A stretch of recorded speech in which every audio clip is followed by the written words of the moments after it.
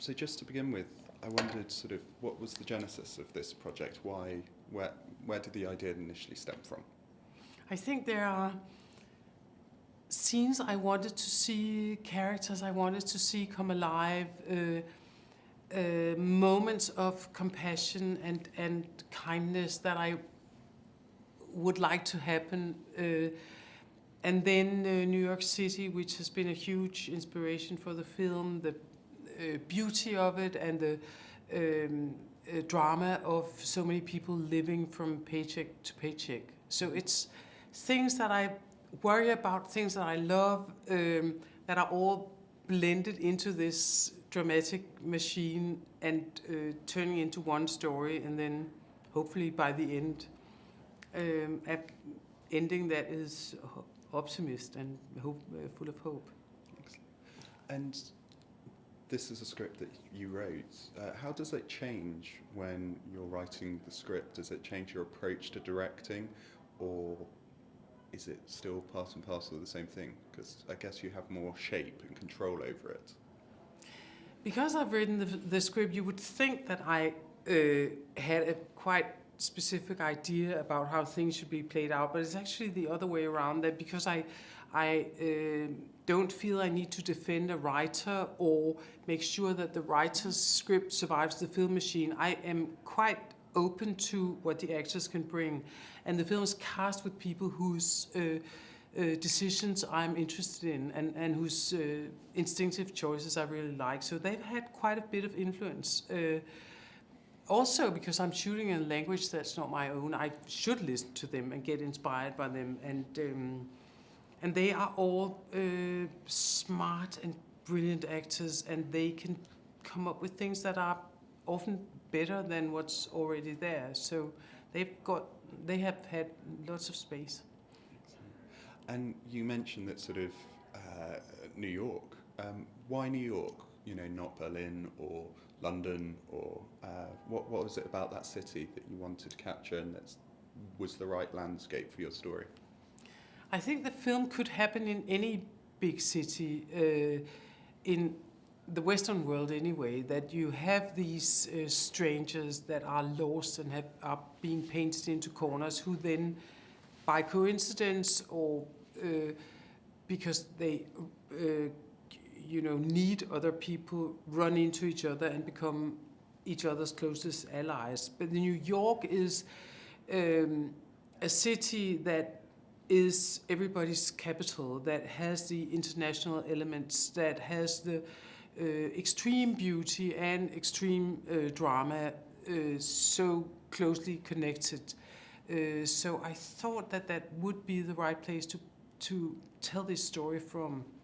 And I've been impressed with the charity, the way civilians in New York City actually reach out and help each other with very long arms, and that is something I think we can learn from in Europe.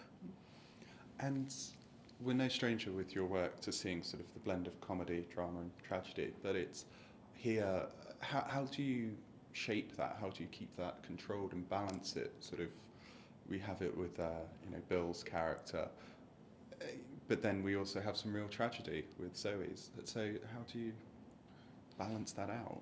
I think because I've worked in England for some years, that has actually made me even more fearless in terms of mixing comedy and drama or emotion.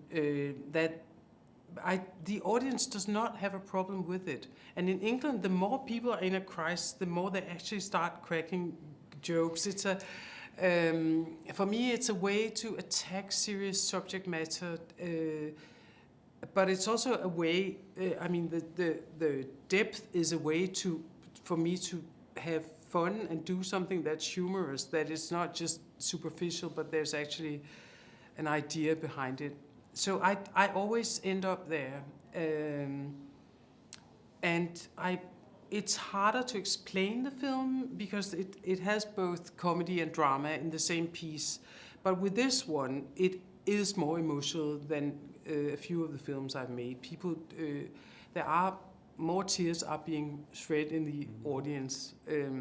So all the more happy I am if I'm sitting in the theater and people actually laugh in the places I had hoped that they would. And obviously a lot of that comedy comes from Bill, who you've worked with before. What is it about sort of him as an actor that you particularly enjoy working with? And yeah.